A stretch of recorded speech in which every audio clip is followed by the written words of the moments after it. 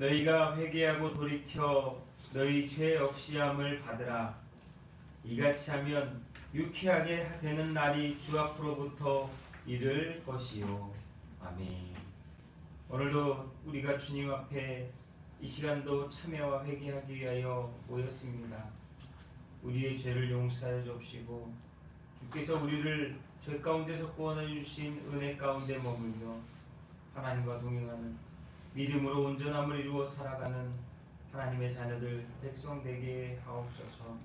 오늘도 예배하는 심령마다 주께서 주시는 죄로부터의 자유함을 허락하여 주시고 은혜 안에서 하나님의 사랑을 날마다 누리며 살아가는 복된 인생 되게 하옵소서. 예수님의 이름으로 기도하옵나이다. 아멘. 우리 다같이 찬송가 1장입니다. 만복의 근원 하나님.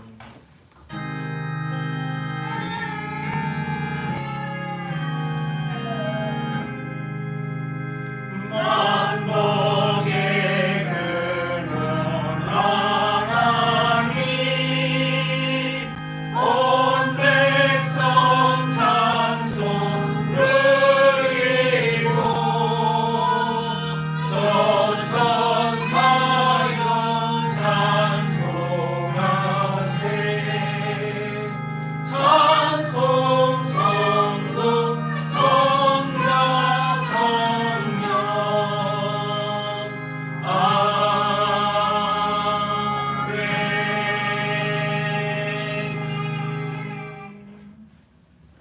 아멘. 우리 찬송가대 교동문 29번입니다. 찬송가대 교동문 29번.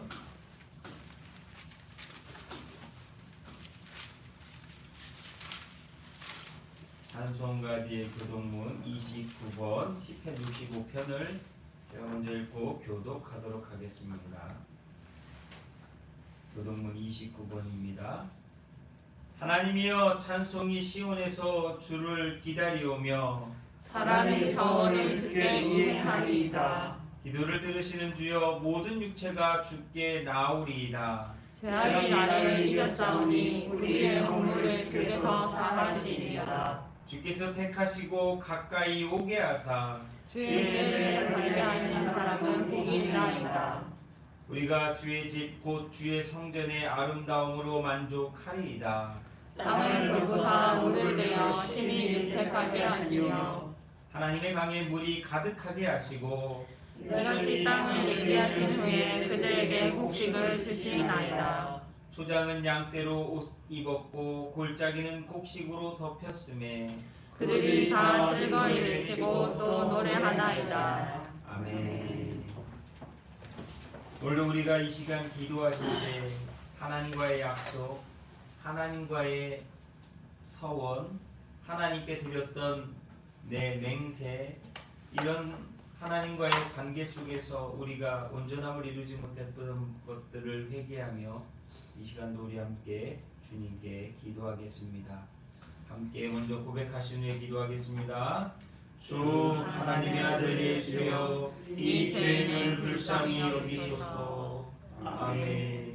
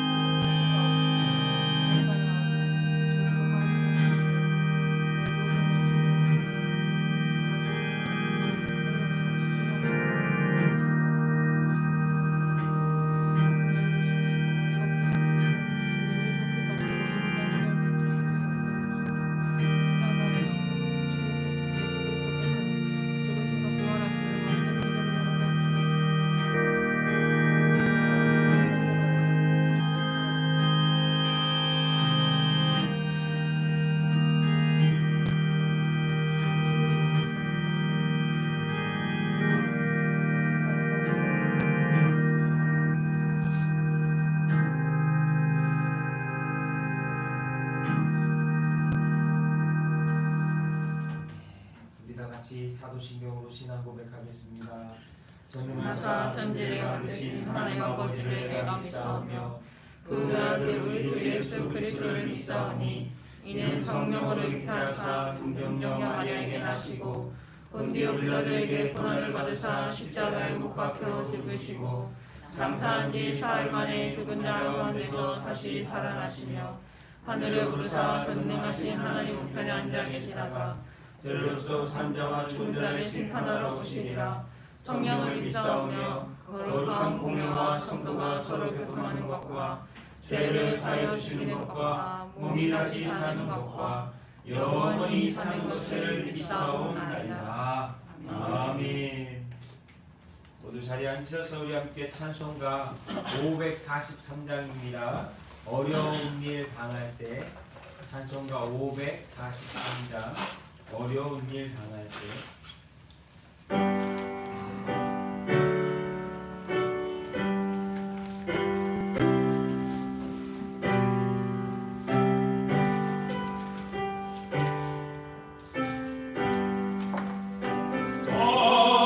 어려운 일 당할 때 나의 믿음 적으나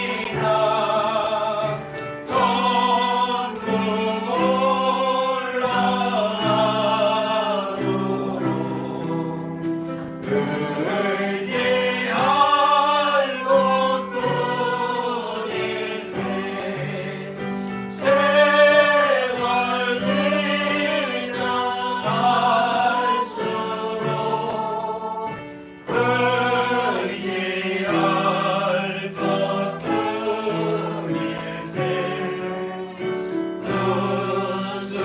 일을 당해도 예수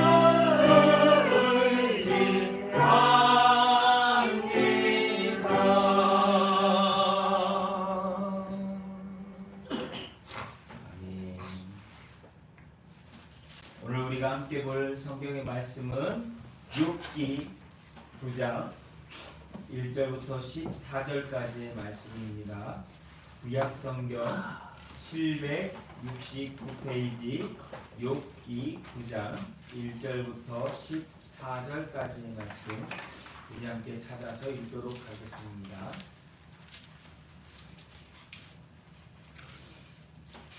구약 성경 769페이지 욥기 9장 1절부터 14절까지의 말씀입니다.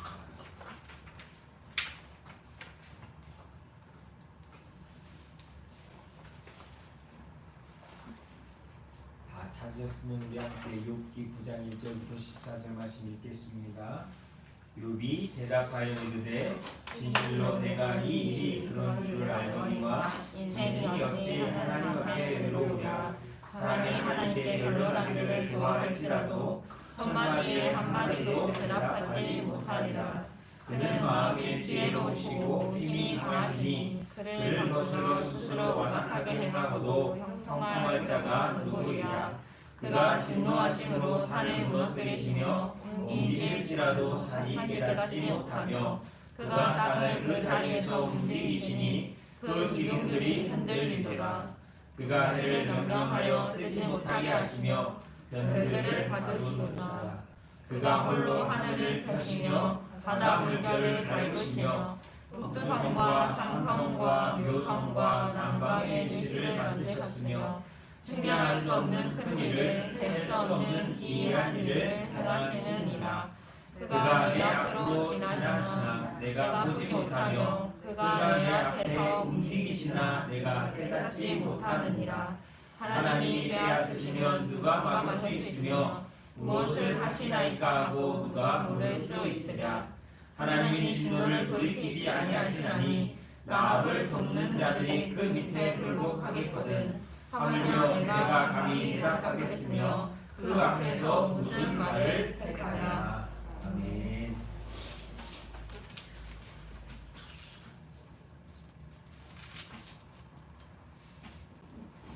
기도하겠습니다.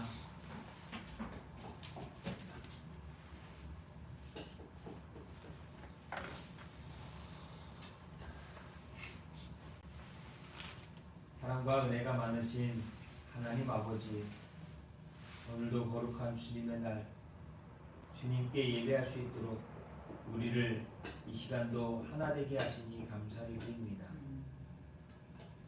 하나님께서 우리를 사랑하셔서 한 주간의 삶, 지난 시간의 삶들을 인도하셨고 돌보셨음을 다시 한번 찬송하며 깨닫게 하시니 감사를 드립니다. 우리에게 어려운 일을 주셨으나, 시험을 주셨으나, 문제를 주셨으나 그 일을 통해 일하고 계시는 하나님을 만날 수 있도록 하여 주시니 감사를 드립니다. 오늘 우리 앞에 여전히 없어지지 않은 질병으로 인하여서 사람들이 고민하지만 이 일을 통하여 일하고 계시는 하나님을 바라볼 수 있는 믿음의 영적 눈들을 우리에게 허락하여 주셨으니 감사를 드립니다.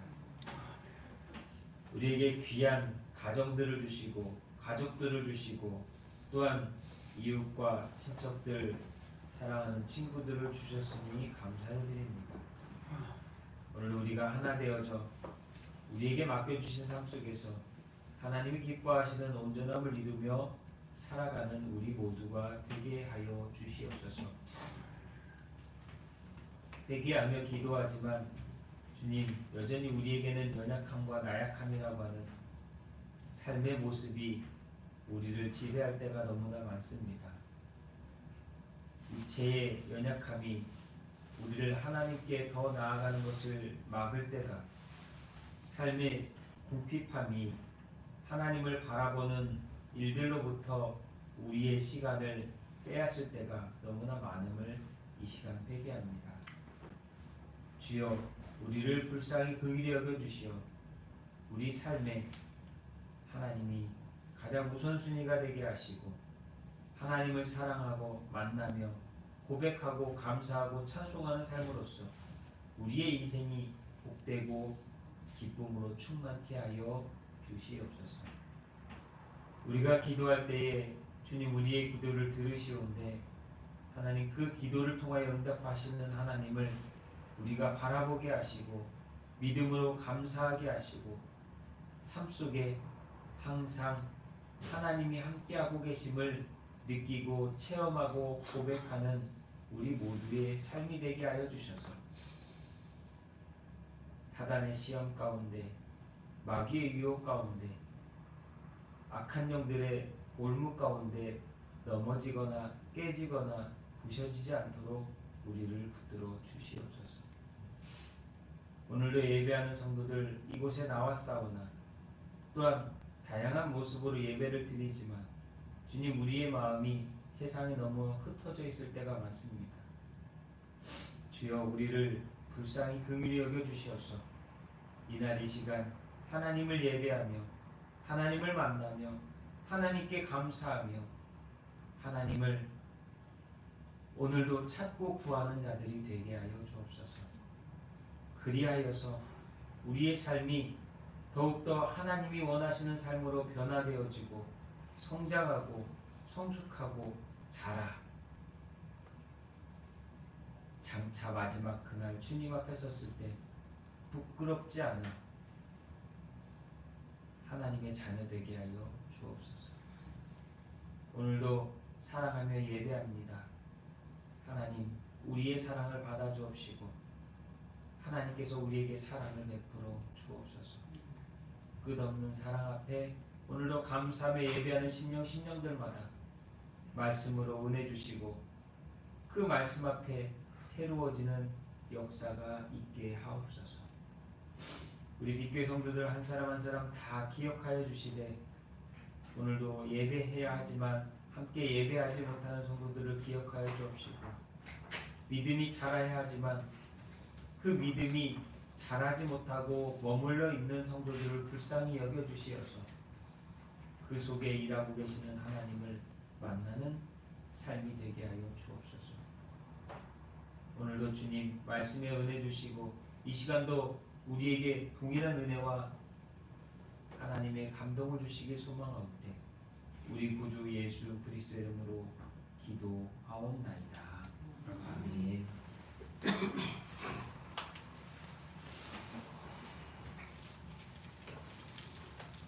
우리 옆에 분들 한번 보시면서 인사 나누겠습니다.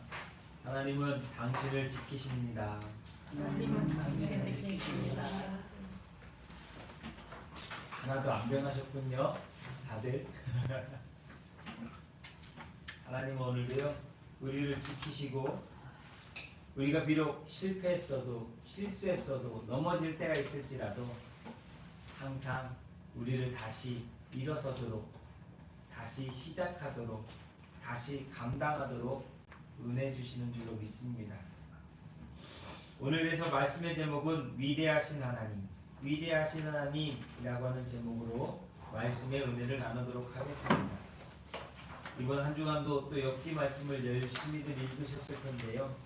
오늘 우리가 봐야 될 말씀이 바로 욥기 9장 1절부터 아마 10절까지의 말씀이었을 겁니다.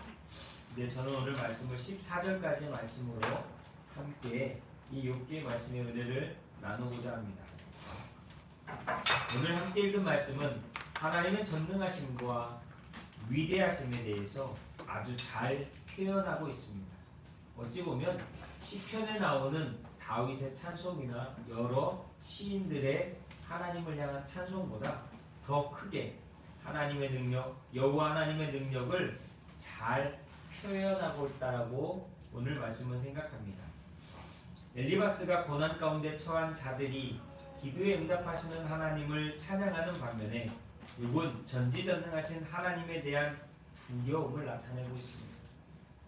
천지를 만드시고 주관하시는 하나님의 전능하심과 위대하심은 아모스나 이사야 선지자가 말했던 것보다 더 웅장하고 장엄하게 표현하고 있다라고 오늘 말씀을 통해서 우리는 느끼게 될 것입니다.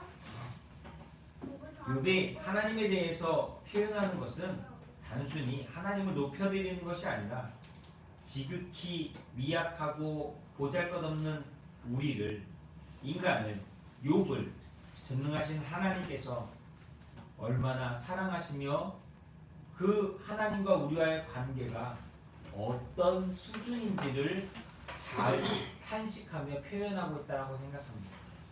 우리 오늘 보통 표현할 때에 이런 표현 쓰잖아요. 하늘과 땅 차이라고요. 하나님과 인간과의 관계는요, 그 수준은요, 하늘과 땅 차이 정도가 아니라 하늘과 안드로메다 우주 차이라고, 땅 차이라고, 그런 정도의 차이라고 보면 될까요? 마치 우리 표현하듯이 동이 서에서 먼 것 같이 그 거리만큼의 차이라고 할 수 있을 것입니다. 성경은 어리석은 자가 하나님이 없다고 한다라고 지적합니다. 그러나 소경이 납을 보지 못하는 사람이 내가 태양을 보지 못한다고 해서 태양이 없는 것일까요? 아니죠. 태양은 있으나 내가 보지 못하는 거잖아요.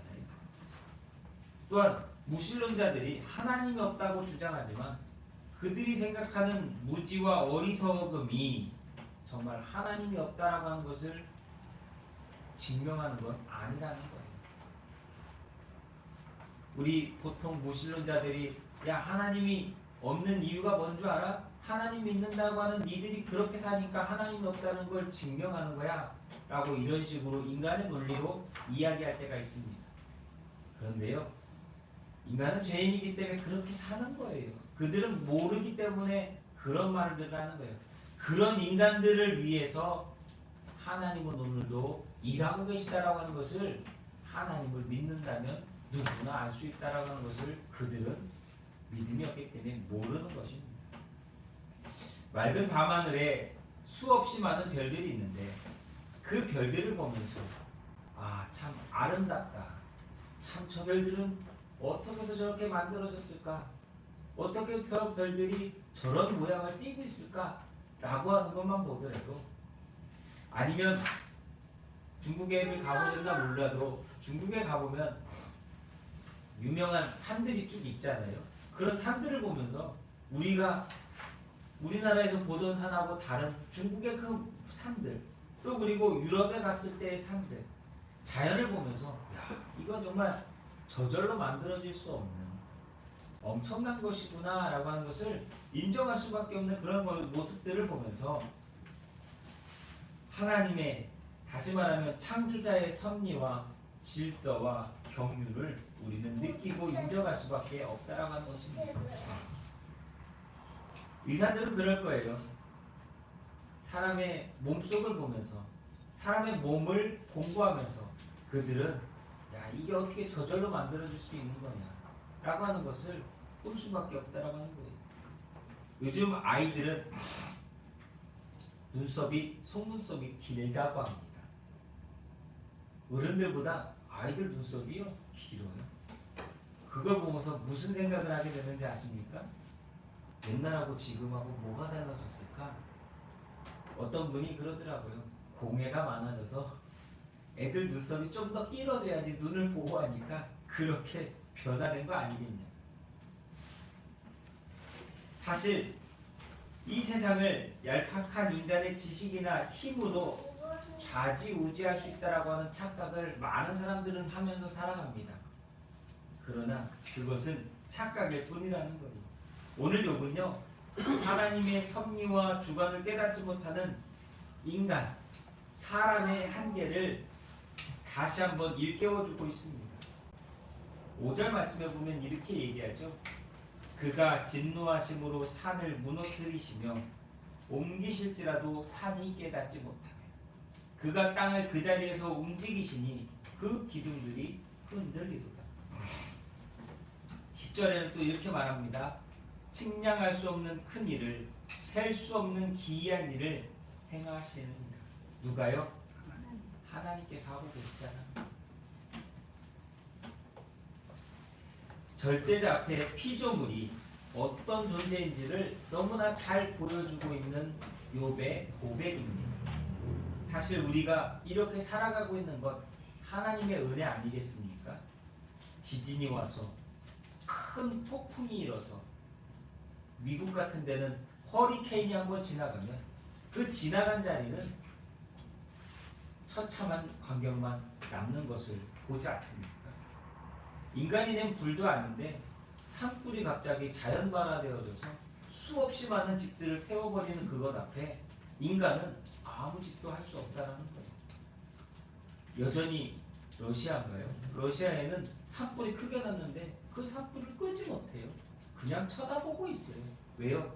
인간은 그럴 수밖에 없는 존재거든요. 우리는 이 욥의 친구들인 엘리바스와 빅달이 욥에게 와서 한 말들을 통해서 우리는 우리가 어떤 존재인지를 욥이 어떤 존재인지를 판단하는 것이 아니라 우리 인간들이 어떤 존재인지를 다시 한번 깨닫고 욥이 또 그 친구들의 그 권면과 어찌 보면 책망에 어떻게 반응하는지를 보면서 오늘 이 시대를 살아가는 우리의 삶 속에 믿는 자들이 이런 태도와 행동을 갖고 있어야만 하나님께 인정받았던 욥과 같은 삶을 살 수 있구나라고 하는 것을 다시 한번 깨달았으면 좋겠습니다. 그런데 참 친구를 사귀어도 잘 사귀어야 되겠죠. 욥의 친구들을 보면 욥을 동정하고 위로하기보다는 오히려 그 말들이 비수가 되고 아픔이 될 수 있는 말들, 감정을 상하게 만드는 말들을 참 많이 쉽게도 정지처럼 내뱉고 있는 모습을 보게 됩니다. 그들의 말에 대답할 말이 없어서 욥이 대답을 안 하는 것이 아니라 욥은 그들의 말에 인정하고 동의하면서 우리가 하나님 앞에 어떻게 세야 되는지를 다시 한번 우리에게 일깨워주고 있다는 거예요. 그래서 욥기 말씀을 읽으시면서 오늘 우리는 내가 욥이다가 아니라 욥의 친구들이 하는 그 말을 들어야 되는 죄인이다라고 하는 그 마음을 가지셔야 됩니다. 그래서 오늘 말씀 속에서 우리가 몇 가지 좀 생각해 보자면 욥이 그들에게 말하지 않고 오히려 그들의 말과 이야기를 인정하고 동의하면서 우리가 하나님 앞에 어떤 자세로 살아가야 되는 신앙인이 되어야 될까에 대해서 함께 몇 가지 은혜를 나누도록 하겠습니다. 첫 번째는요, 위대하신 하나님 앞에 세상에 의인은 없다라고 하는 것을 인정해야 한다는 거예요. 세상에 의인은 없다. 2절 말씀에 보면 진실로 내가 이 일에 그런 줄 알거니와 인생이 어찌 하나님 앞에 의로우랴 라고 욥은 고백합니다. 나도 자네 말이 옳다는 것을 알지만 하나님 앞에서 죄 없다 할 사람이 어디 있겠느냐 라고 하는 거예요. 욥처럼 이렇게 인정하는 것이 쉬운 일이 아닙니다. 여러분, 내가 정말 바르고 옳고 선하게 살았다라고 하는 사람한테 가가지고 야, 너 어려운 일 당한 거 네가 똑바로 안 살아서 그래, 네가 잘못 살았기 때문에 그런 거야 라고 하면 이 사람은 엄청 억울할 거예요. 남한테 해코지 안 하고 남한테 피해 안 주고서 그냥 내게 맡겨진 삶을 열심히 묵묵히 살았던 사람에게 와가지고 야, 너 나쁜 사람이야, 너 나쁜 인간이야, 알아, 너한테 일어난 일이 아주 작은 거라도 네가 잘못해서 살았기 때문에 그런 거야 라고 하면 아마 억울할 거예요. 그런데 욥은요, 그런 억울함을 가지고 있지만, 억울하게 보일 수 있지만 욥은 친구들이 하는 말을 다 그냥 인정하고 있다는 거예요. 왜? 그들이 하는 말이 틀린 말은 아니기 때문에. 물론 욥이 자기가 불의하다라고 인정하고 대답한 것이 아닙니다.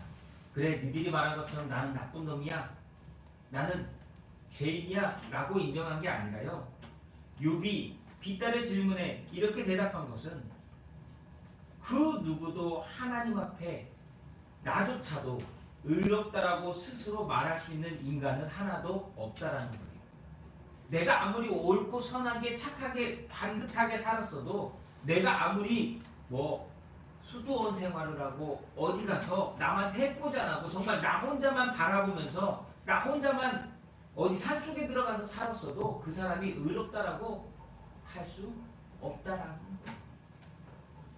어떤 사람도 그러잖아요. 내가 착하게 살았는데 나한테 왜 이런 일이 일어나죠? 그렇게 말하면 안 된다. 내 스스로 나를 착하다, 의롭다, 선하다 말할 수 없는 존재가 바로 인간이다. 그러면 억울해하시는 분들 분명히 있을 거예요. 난 남한테 해코지도 안 하고 열심히 그냥 산 것뿐인데 나한테 왜 이런 일이, 나한테 왜 이런 삶이 라고 할 수 있다. 근데 그렇게 말하면 안 된다라고 욥이 오늘 이야기합니다. 욥기 1장 1절에 가보면요, 욥이 어떤 사람인지를 성경은 아주 잘 말씀하고 있습니다. 그냥 시작이 그거예요. 욥기 1장 1절 한번 보실까요? 욥기 1장 1절. 우스 땅에 욥이라고 불리는 사람이 있었는데 그 사람은 온전하고 정직하여 하나님을 경외하며 악에서 떠난 자더라. 이게 욥에 대한 증거예요. 욥이 어떤 사람인지를 딱 보여주는 거예요. 아, 이 정도면 된 거 아니에요, 솔직히? 온전하고 정직하여 하나님을 경외하며 악에서 떠난 사람 했으면 최고 아니에요? 이 정도 살았으면 정말 훌륭한 사람 아닙니까? 의롭다라고 할 만하지 않습니까? 이걸 끝나는 게 아니라 1장 8절에 가도 하나님께서 욥을 그렇게 말씀하시고 2장 3절에 가도 욥에 대해서 1장 1절에서 말한 것처럼 온전하고 정직하여 하나님을 경외하며 악에서 떠난 자였다라고 그냥 하나님도 인정하는 사람이에요. 아, 이 정도면 저 의로운 사람이에요. 저 이름에도요 하나님이 인정하신 의로운 사람이에요 할 만하잖아요. 그런데요, 이런 욥인데도 스스로 이렇게 얘기하고 있는 거예요. 하나님 앞에 의롭다라고 감히 말할 수 있는 사람은 존재하지 않는다. 없다. 욥이 이렇게 말할 정도면요, 우리는 더 말할 게 없다라고 합니다. 왜? 욥은 인간이 어떤 존재인지를 알고 있었다라고 하는 것입니다. 우리가 보통 사자성어로 부지불식이라고 하는 단어 아세요? 부지불식. 생각지도 알지도 못한 순간, 생각지도 알지도 못한 일을 할 때 부지불식간에 일어난 일이라고 하는 표현을 쓸 때가 있어요. 그만큼 인간이 갖고 있는 약점과 허점이 있기에 우리 스스로 완전한 것처럼 퍼펙트한 것처럼 이야기하면 안 된다는 거예요. 그래서 욥은요 1장에 가보면 가족들, 자녀들이 행사를 치르고 나서 뭐 생일 축하하고 뭐 이런 행사가 끝나면요 자녀들을 불러다가 하나하나 번제를 드리며 하나님께 회개하는 모습을, 여호와 하나님께 제사 드리는 모습을 자녀들에게 가르치고 그렇게 행했다는 거예요. 왜요?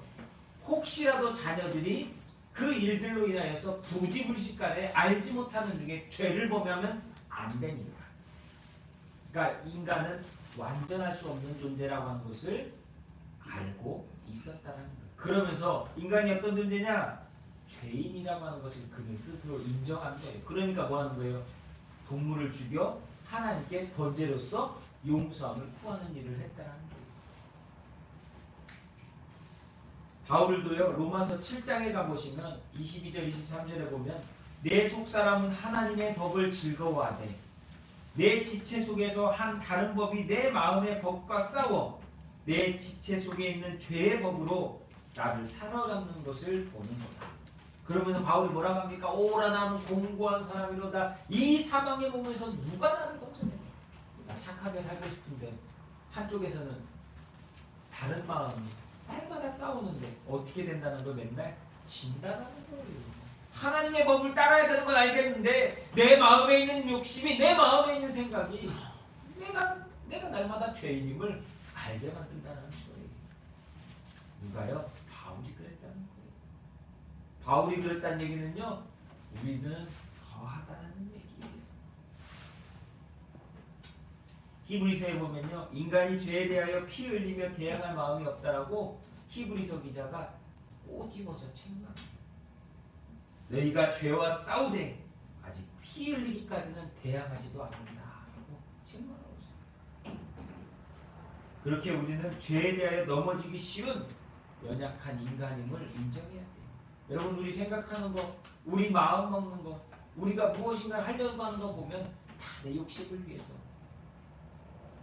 내 생각, 나를 위해서 이기적이거나 아니면 내 가족, 타인을 위해서 하기보다는 다 나를 중심으로 생각하고 판단하고 행동하는 것이 현실이라고 하는 것이고, 그 일이 왜 그러냐? 하나님의 뜻과는 상관없이 내 안에 있는 욕심, 욕망, 이생의 자랑을 위해서 살아간다는 거예요. 그래서 우리는 따라해 보실까요? 의인이 아니라 죄인이다. 모든 인간은요, 의인이 아니라 죄인입니다. 우리는 하나님께 겸손함으로 독생자 예수 그리스도를 통해 구원받은 죄인이었다라고 하는 것을 잊어서는 안 된다는 거예요. 세상에 의인은 없나니 하나도 없다라고 요한복음에서 이야기하고 있어요. 십자가 구속의 사랑이 없었다면 우리는 죄인 됨으로 말미암아 심판을 향해 나아가는 멸망자일 뿐이라고 하는 것이에요. 하나님이 아무리 좋은 것을 주셔도요, 우리는 그것을 가지고서 악을 행할 수밖에 없는 죄인이라고 하는 거예요. 요즘 유튜브에 보니까 또 무슨 광고들이 많이 뜨잖아요. 유튜브를 보다 보면. 근데 뭐 20몇 년을 목회한 목사인데 자기는 20몇 년을 목회했으면서도 요한계시록 강의를 어려워서 못했다고 그러면서 훌륭한 목사님이 설교하는 게 있는데 좀 들어봐야 된다고 이런 식으로 광고하는 영상이 있더라고요. 여러분, 왜 이단들이 계시록 말씀을 갖고서 많이 이야기하는지 아십니까? 첫째는 자신들이 모르기 때문에 그 계시록 말씀을 갖고서 많이 이야기하는 것이고요. 두 번째는 자신들의 욕심대로 요리하기 좋으니까 계시록 말씀을 갖고 이야기하는 거예요. 우리 주변에 보면 이단이라 할 수 있는 다른 사이비들을 보면 그들이 다 가장 많이 말하고 이야기하는 게 다 계시록 말씀입니다. 근데 그 계시라고 하는 게 뭐냐? 결론은 예수 그리스도에 대해서 이야기하고 있는 겁니다. 그런데 이단들은 어떻게 하는지 아십니까? 예수 그리스도에 대해서 이야기하는 것이 아니라 지들에 대해서 이야기합니다. 성경의 말씀을 갖고 성경은 예수 그리스도에 대해서 증언하고 있고 예수 그리스도에 대해서 말씀하고 있는데 이단들은 그 성경을 가져다가 지들을 나타내고 있는 일에 써먹기 때문에 이단입니다. 제가 왜 이런 얘기를 드리는지 아십니까?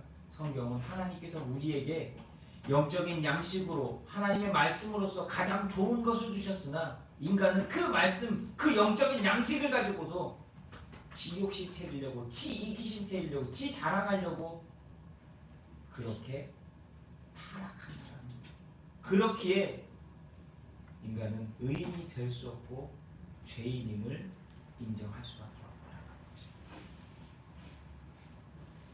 사람들은요, 자기의 의로서 지금도 살아갑니다. 우리는 오늘도 은연중에 내가 의로운 줄 알고 살아가는 사람들이 너무나 많아요. 그러나 그 의는 하나님 앞에 아무런 가치가 없습니다. 내가 의롭다라고 하는 건 가치가 없어요.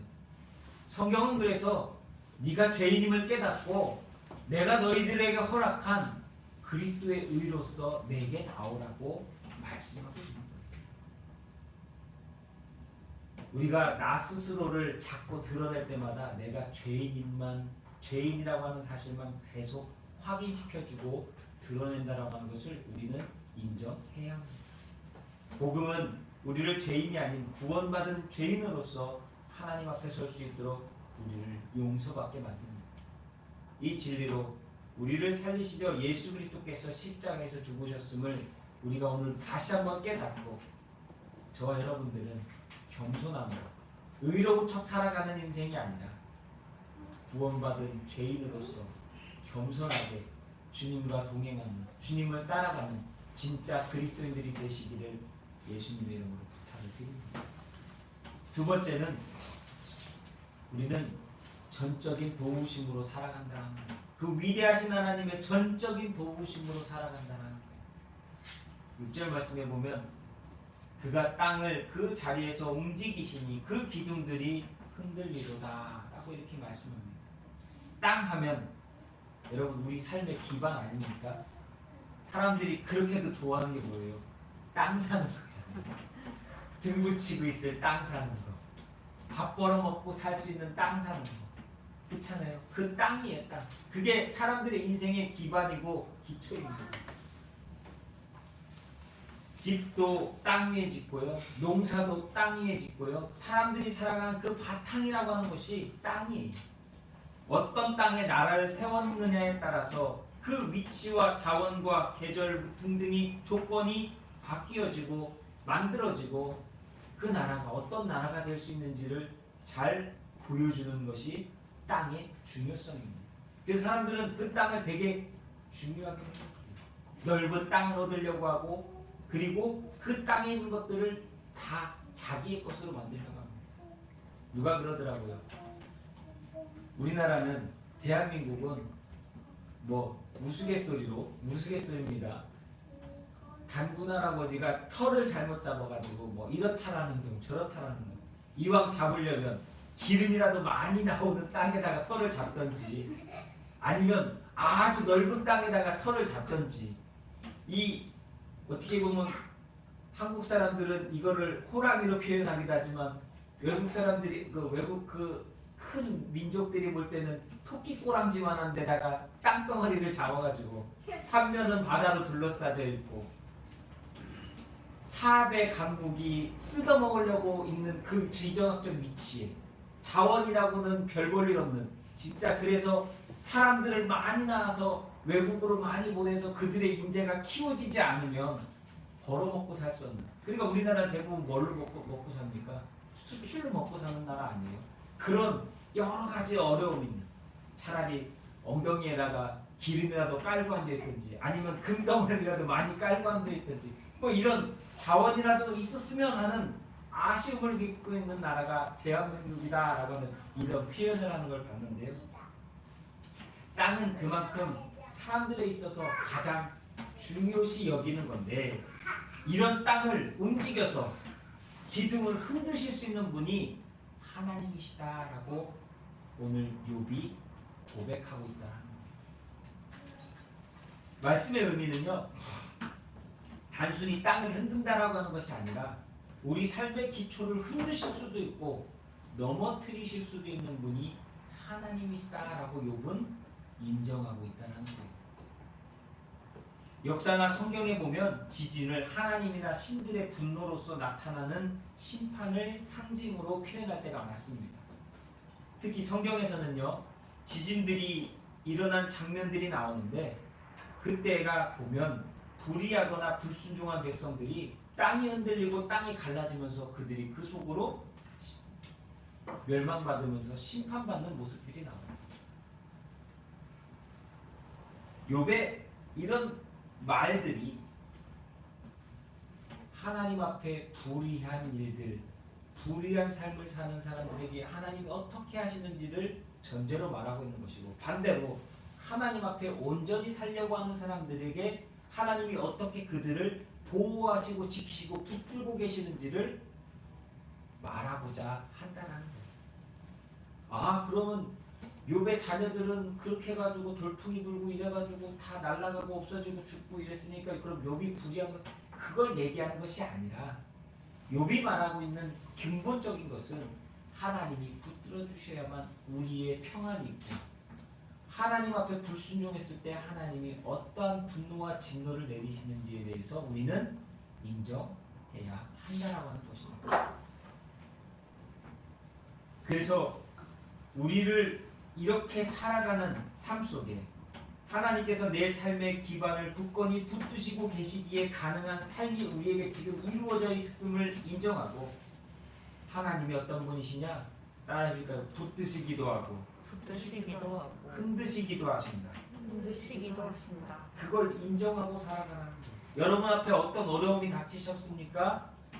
하나님이 그 일을 흔드실 때에 왜 이런 일을 통해서 나에게 무엇을 뜻하시는가 바라보아야 한다. 하나님이 오늘 우리에게 평안을 주시고 오늘 우리에게 복을 주십니까? 왜 하나님이 그것을 우리에게 붙들고 계시는가에 대해서 우리는 그것을 바라보고 감사할 수 있어야 합니다. 사람들은요 마치 자신의 삶의 모든 것을 주장하고 붙들고 있는 것처럼 행동할 때가 있습니다. 반대로 내 손을 놓으면 삶의 모든 것이 무너질 것처럼 여기고 믿으면서 살아가기도 한다는 거예요. 이건요 우리가 갖고 있는 분명한 착각입니다. 하나님께서 붙들고 계시거나 흔드실 때 우리 삶이 요동친다라고 하는 사실을 우리는 인정해야 돼요. 예로서 이 예를 들어보면 좋을 것 같아요. 지진하면 유명한 나라가 어디죠? 일본. 누구나 다 일본. 우리는 바로 옆에 사니까 또 그걸 인정할 수밖에 없잖아요. 뭐 뉴스에 보면 뭐 하다 보면은 일본 지진 몇 도, 중국의 지진 뭐 몇 도짜리 지진이 났다라고 우리 요즘 많이 듣지 않습니까? 벌써 10년 전 일인데 일본에 크게 지진이 났죠. 동일본 대지진이라고 하는 것이 났습니다. 이 일로 후쿠시마에 있던 원전 4개가 터져버렸어요. 당시에 일본은요 어느 정도 큰 지진이 나도 절대 원전이 멀쩡할 거다, 문제가 생기지 않을 거라고 하는 자신감을 가지고서 그들은 걱정하지 마라, 원전 절대 안 터진다. 세계를 향해서도 우리는 기술로 그런 일이 일어나지 않도록 막아놨다, 다 예비해놨다 라고 자신있게 얘기했어요. 그런데 동일본 대지진이 일어나자 원자력 발전소의 시스템은 원자로가 자동으로 멈추면서 비상용 디젤 발전기를 돌려서 그 원자로를 식히면서 잘 냉각기가 돌아가서 원전이 잘 유지되는 것처럼 보였어요. 여기까지가 그들이 알고 있었던 자신감이에요. 아, 이런 일이 벌어지면 이렇게 되기 때문에 우리는 괜찮아 라고 하는 자신감이었어요. 그런데 바다에서 일어난 지진이었기 때문에 우리 그 영상들 혹시 보신 적 있으신가요? 큰 쓰나미라고 하는 그 바다에서 해일이 밀려와가지고 그것이 덮치니까 돌리고 있던 비상 발전기가 다 멈춰버리면서 그 순간 냉각 핵 원자로가 멈추지 못하고 그냥 다 뻥 터지는 모습 우리가 뉴스로 봤잖아요. 이게 바로 인간의 한계라고 하는 거죠. 마치 바벨탑을 쌓아 올리며 자신만만하던 인간을 향해 하나님께서는 야, 이들 아무것도 아니야, 언어를 흩어버리시고 그 바벨탑을 무너뜨려 버리시는 하나님의 모습. 욥은요 자신의 삶이 모든 것이 인간의 노력과 힘으로 쌓고 유지되는 것이 아니라고 하는 것을 이미 욥기 1장에서 경험했다는 거예요. 자신의 몸이 병들어서 고통스러우면서도 아, 이것이 인간의 모습이구나, 인간의 수준이구나 라고 하는 것을 알았다. 여러분 비눗방울 아시죠? 아이들 비눗방울.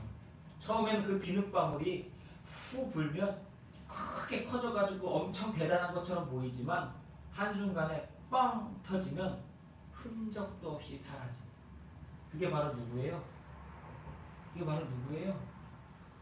저하고 여러분들이에요. 인간이에요. 좀 슬픈 것 같고 불쌍한 것 같지만 비눗방울이나 우리나 별과 다르지 않아요. 우리가 그 알고 지내던 그 유명한 사람들 기억이 나십니까? 하나도 안 나잖아요. 비눗방울 같은 존재예요, 인간은. 그런데 어떻게 오늘 우리가 살아가느냐? 하나님이 흔드시지 않고 붙들고 계시고, 하나님이 도우시기 때문에, 하나님이 인도하시기 때문에, 하나님이 보살펴 주시기 때문에, 사람들은 그걸 인정하지 않습니다. 야, 무슨 하나님이 먹고 살 때 내가 오늘도 뼈 빠지게 일해가지고 먹고 사는 거고 오늘도 내가 사는 거지. 제가 가끔가다 그런 말씀 드리죠. 하나님이 자, 너 오늘부터 숨 이틀만 참아라. 어떻게 돼요? 숨 이틀 참으면 어떻게 돼요? 냉동창고에 들어가 있죠. 영안실 냉동창고에 숨 이틀 안 쉬면 그게 인간이에요. 우리는 하나님의 섭리와 경륜과 은혜가 아니면 아무것도 아닌 존재가 바로 저와 여러분. 이걸 인정해야 돼요. 이걸 인정하지 못하면 우리는 교만해질 수밖에 없고 하나님을 불신할 수밖에 없어요. 오늘 수많은 사람들이 그렇게 살아가고 있습니다. 자신의 권력이, 자신의 능력이, 자신이 갖고 있는 지식이 모든 것인 것처럼 생각하면서 살아가고 있어요. 근데 그 사람들요 모르고 있는 게 뭔지 아십니까? 비눗방울이에요. 단지 조금 이 시간이라고 하는 그 기간 동안에 살고 있을 뿐이지 비눗방울 같은 존재예요. 여러분 얼마 전에 그래도 한국교회에서는 대단하신 분이라고 하는 분이 돌아가셨잖아요. 뭐요? 그렇게 대단한 것 같지만 뭐예요? 두 평도 안 되는 그 공동묘지에 누워버리는 인생이 인간이에요. 그렇게 욕심 부리고 살 거 없어요. 자신 이름 드러내면서 살 거 없어요. 우리 인간은 다 그런 존재라고 하는 것이에요. 하나님이 도우셔야만 살아가는 존재. 지금 아무리 잘나고 능력 있고 배우고 스스로 열심히 살아 무엇을 쌓은 것처럼 교만하고 목에 힘들어가지만 하나님이 부르시면 예 갑니다 할 수밖에 없는. 아 이러면 좀 무슨 절망주의 뭐 이런 건가요? 아니 그 얘기를 하는 게 아니에요. 우리는 하나님이 전적으로 도우셔야만 살아가는 하나님의 피조물이라고 하는 얘기를 하고 있는 거예요. 저와 여러분은요 하나님의 은혜로 살아가고 있습니다. 그래서 우리는 하나님 앞에 겸손해요. 인간의 생명줄을 하나님께서 쥐고 계심을 우리는 잊어서는 안 돼요. 철저히 겸손해져서 나를 낮추고 장차 마지막 하나님 앞에 서게 될 사람으로서 살아가는 우리의 모습, 그것이 진정한 신앙인의 모습이요 예수 안에서 구원받은 그리스도인의 모습인 줄 믿습니다. 여러분, 하나님은 여러분에게 누구이십니까? 그 대답을 할 수만 있다면 여러분들은 그 대답처럼 하나님을 섬기며 하나님을 대하며 살아가실 수 있을 것입니다. 오늘도 하나님의 도우심이 여러분과 영원토록 함께 하시기를 예수님의 이름으로 축복합니다. 마지막으로 세 번째는요, 하나님께 순종하라. 위대하신 하나님께 순종하라 라고 말씀드리고 싶어요. 우리 생명의상 PT 책에는 10절까지인데 제가 12절까지 뽑은 이유는 12절 말씀 함께 읽겠습니다. 12절 말씀. 하나님이 빼앗으시면 누가 막을 수 있으며 무엇을 하시나이까 하고 누가 물을 수 있으며. 여러분, 우리는 하나님께 순종해야 됩니다. 하나님께서 하시고자 하는 일을 거부하거나 막을 수 있는 이 땅의 존재가 누가 있겠습니까? 인간의 지식과 생각으로 이것이 옳다 저것이 맞다 틀리다 하는 일들이 많이 있습니다. 아니 하나님 어떻게 저런 사람에게 이렇게 하실 수 있어요? 아니 하나님께서 왜 이런 일들을 지켜만 보고 계시는 거야? 아니 이거는 너무나 말이 안 되잖아요. 예, 맞습니다. 이런 의문과 질문과 의심들을 인간은 할 수 있어요.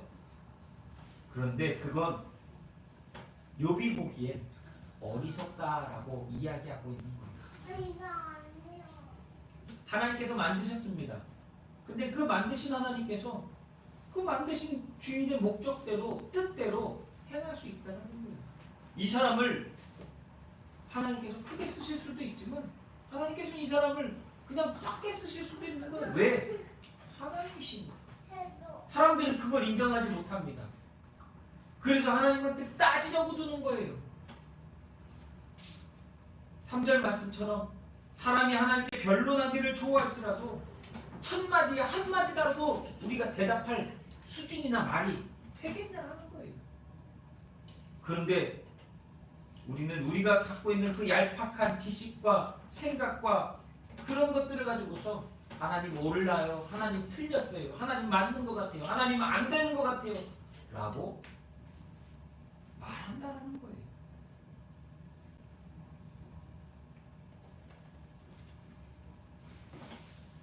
우리가 꼭 기억해야 될 것은요, 하나님 앞에 중요한 것은 우리가 보고 있는 일에 대한 옳고 그름이 아니라 하나님의 뜻이 어디 있느냐가 더 중요하다는 거예요. 내 눈에는 옳고 그름으로 판단하고 싶은 그 일이 하나님이 뜻하신 일이면 그냥 옳은 일이에요.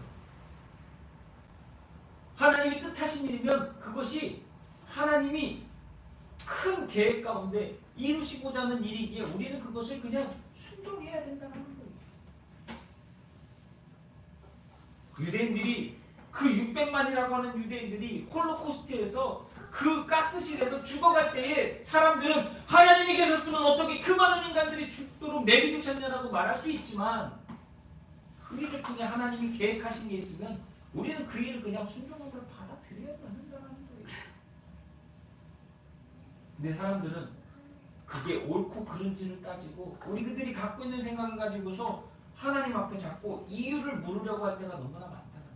여러분들 앞에 벌어지는 일들이 있을 것입니다. 그 일들에 대해서 내가 정말 믿음으로 하나님을 섬기며 하나님이 내게 정말 일하고 계시다면 그 일들이 내가 이해되지 않고 받아들일 수 없는 일이 일어난다 할지라도 순종하고 따라야 한다는 거예요. 왜요? 하나님이 하나님의 자녀를 사랑하시기에 하나님은 오늘도 그 일을 하고 계심을 우리는 믿음으로 고백해야 하기 때문입니다. 이번에 코로나라고 하는 질병으로 인하여서 수많은 사람들이 믿음의 시험을 받고 영적인 문제 가운데 빠지는 사람들이 많습니다. 어느 집은요, 부모가 다 코로나로 죽어버려서 아이들이 고아가 되고, 백신을 맞았는데 죽으면 어떡해요? 그럴 바에는 안 맞고 사는 게 낫을 거예요. 한 가장이, 한 귀한 자녀가 갑자기 죽는 일들이 벌어져요. 여러분, 우리 앞에 그런 일들 일어날 수 있어요. 오늘 갑자기 내 사랑하는 자녀가 교통사고로 죽을 수도 있어요. 충격이죠. 아무것도 하기 싫어요. 하나님 부인하고 싶고 하나님 따지고 싶겠죠. 그런데요, 여러분, 우리가 믿음이 있기에 믿음의 눈으로 하나님이 오늘도 나와 함께 하시면 나를 통해 일하고 계시고 하나님의 뜻이 있다라고 하는 것을 믿는다면 우리는 그것을 믿고 따지는 것이 아니라 믿음으로 순종하는 삶을 가져야 될 줄 믿습니다.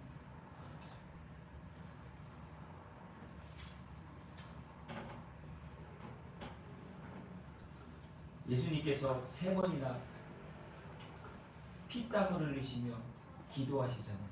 아버지, 이 잔을 내게서 좀 옮겨주세요. 이 잔을 좀 내게서 옮겨주세요. 근데 예수님의 마지막 고백은 뭐죠? 이 잔을 내게서 옮겨주세요는 내 마음이긴 한데요, 내 뜻대로 마오시고 아버지 뜻대로 되기를. 이게 예수님의 고백이었어요.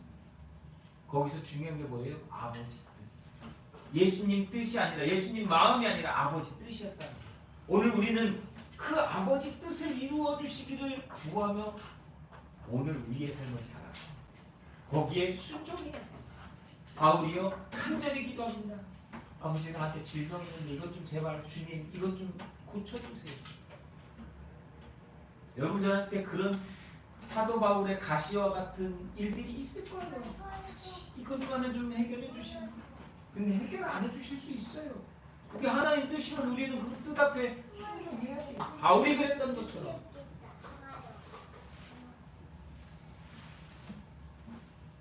우리는 끝까지 순종하고 하나님 앞에 선자의 모습으로 우리에게 맡겨주신 삶을 살아가야 될 줄 믿습니다. 하나님이 도우셔야 될 일이 있고요. 하느님이 막으시면 할 수 없는 일들이 우리에게 있다라고 하는 것을 우리가 인정해야 돼요. 하나님께서 도우실 때 가장 작은 지파 중에 별 볼 일 없었던 사울이요, 이스라엘의 왕이 될 수 있었어요. 그러나 하나님께서 그 사울을 막으시는 순간부터 그가 갖고 있었던 왕의 권리와 모든 것들을 잃어버리고 결국 하나님이 다시 세우시는 다윗에게로 옮겨갈 수밖에 없었다는 것. 하나님 뜻이 무엇인지, 무엇을 의미하는지를 우리는 기억해야 합니다. 우리가 하나님의 뜻을 따라 순종하고 복종할 때에 하나님 앞에 선자로서 오늘 우리에게 맡겨주신 삶을 온전함을 이루며 살아가게 될 줄로 믿습니다. 우리가 중요한 것처럼 보이고 그렇게 되려는 세상입니다. 똑똑해야 되고요, 많은 것을 가져야 되고요, 높은 것을 올라야 된다라고 강조하고 그것이 세상에서 지혜로운 자고 그것이 가장 합리적이고 바르다라고 주장하는 세상을 우리는 살아가고 있어요. 저는 사실 몰랐는데요, 요즘 중고등학교 아이들, 초등학교 아이들도 그렇겠지만 특히 중고등학교, 고등학교 아이들 학업이나 입시를 이야기를 들어보면 장난이 아니에요. 저희 때만 해도 상상도 못했던 일들이, 뭐 우리 때는 그걸 어떻게 했나 모르겠지만 기가 찰 정도로 표현이 딱 그래요. 낙타가 바늘구멍을 통과해야지만 갈 수 있는 학교를 가는 것 같은 이런 모습들이 펼쳐지고 있어요. 애들은 주는데 왜 그런지는 모르겠어요. 근데 지금은 그것이 중요해 보이고 다인 것처럼 그 부모들의 눈에, 그 부모들의 생각에 분명히 보일 거예요. 이렇게 해야지만 우리 아이가 어디에 간다. 그런데 인생을 많이 사신 선배들, 특히 이제는 자신들이 살아온 그 삶들 속에서 은퇴라고 하는 것을 해보고 살아가는 그 분들의 이야기를 들어보면, 야, 인생 그게 다가 아니더라. 인생 권력지는 게 다가 아니더라. 인생 많이 무엇인가를 얻는 게 다가 아니다라고 하는 이런 경륜의 이야기를 듣게 된다는 거예요. 사람에게 있어서 인생은요, 30살까지만 사는 게 아니거든요. 50까지만 사는 게 아니에요. 요즘 무슨 시대라고 그래요?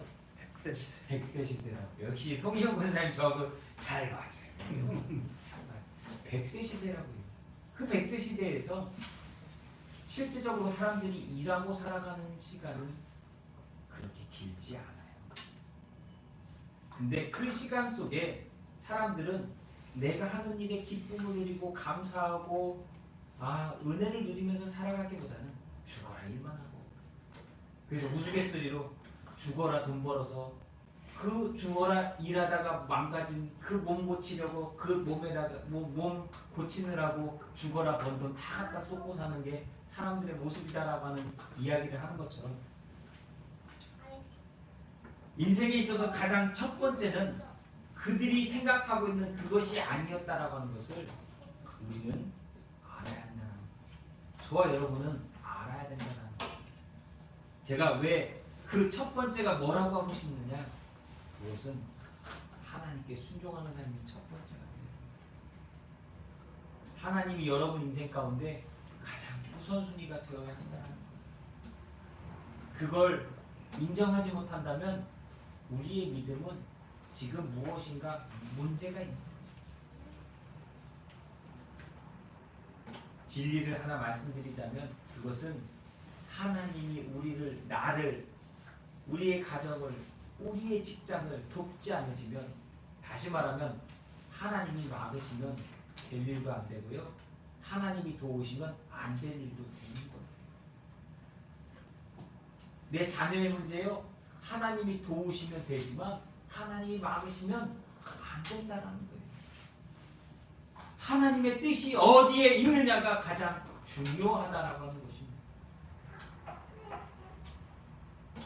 하나님의 뜻에 미숙할지라도 온전히 순종하는 그를 통해 하나님은 일하고 계심을 믿으시기 바랍니다. 그래서 우리에게 필요한 것은요, 하나님을 향해서 첫째도 둘째도 셋째도 순종입니다. 하나님께 순종하는 것. 하나님은 창조주요 전능자요 지혜의 근원이십니다.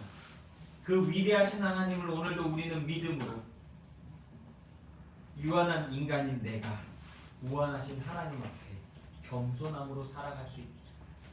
그래서 하나님 오늘도 나를 불쌍히 긍휼히 여겨주시니 은혜와 사랑을 베풀어 주심으로 오늘도 살아가고 있음을 날마다 느끼며 체험하며 고백하며 감사하시는 성도들이 되시기를. 그래서 바른 믿음 갖고 하나님 앞에 마지막 그날 설 수 있기를 예수님의 이름으로 축복합니다. 기도하겠습니다. 하나님, 하나님의 그 위대하심을 욥은 고백합니다. 오늘 우리의 삶 속에 우리 또한 하나님의 위대하심을 날마다 고백하며 믿음으로 순종하며 하나님과 동행하는 거룩한 하나님의 백성, 겸손한 온전한 신앙인이 되도록 하나님 인도하여 주시옵소서. 겸손함으로 하나님을 만나고 알아가기를 힘쓸 때마다 하나님 우리를 인도하여 주시고 돌보시고 붙들어 주셔서 세상 가운데 있지 아니하고 하나님 앞에 서기 위하여 날마다 한 걸음 한 걸음 나아가는 하나님의 백성 되게 하여 주시옵소서.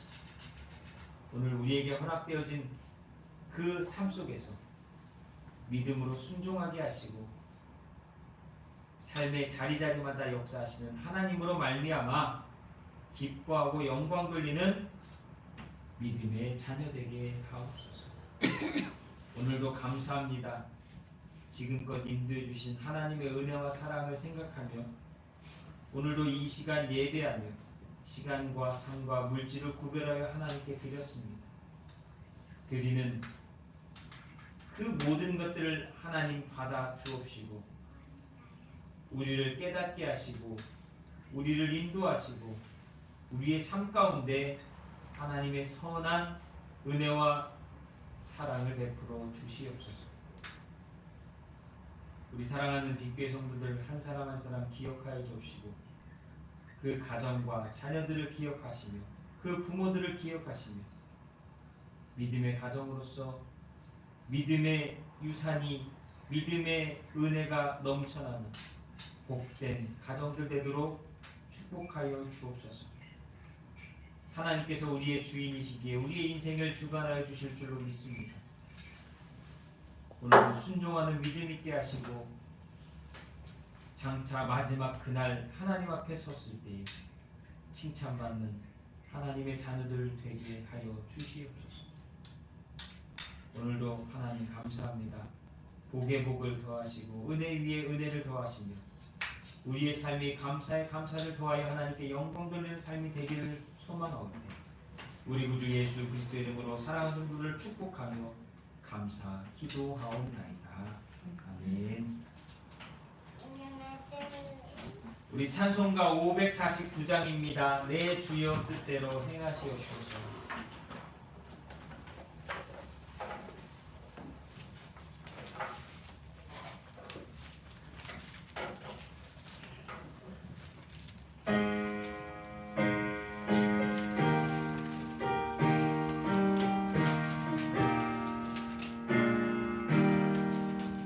내 주여 뜻대로 행하시옵소서.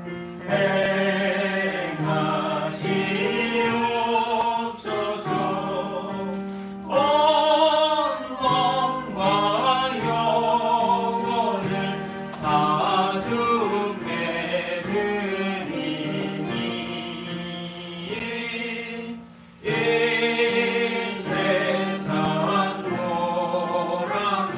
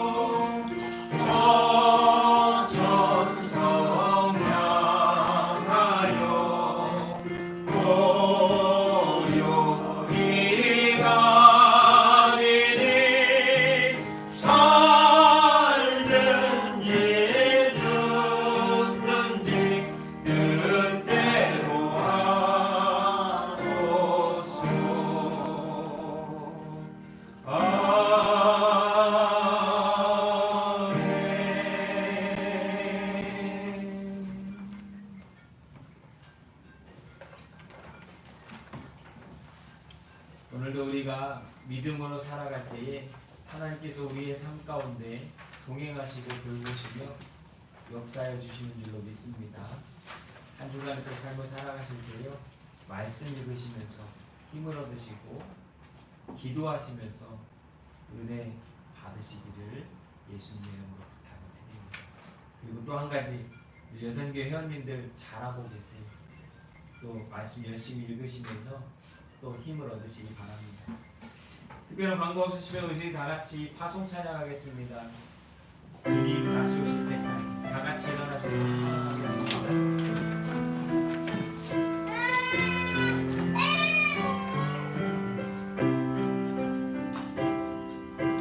주님 다시 오실 때까지 나는 이 길을 가리라.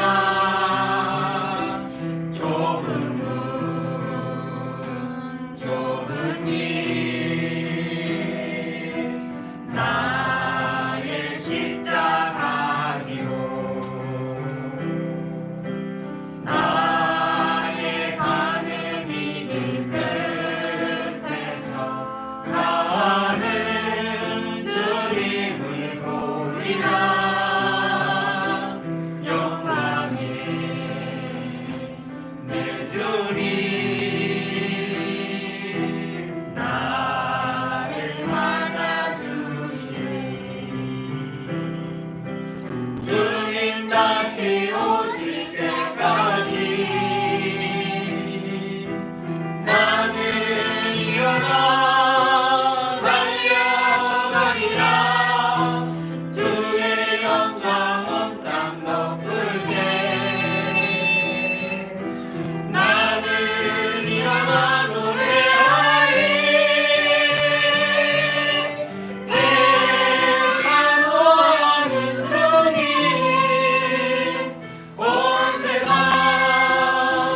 구주시라.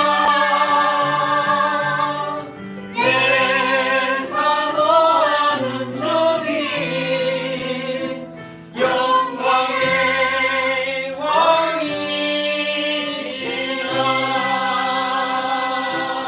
왕이시라. 기도하겠습니다. 영광의 주님 다시 만나는 그날까지 믿음으로 하나님을 의지하며 순종하는 온전한 그리스도인들 되도록 축복하여 주시옵소서.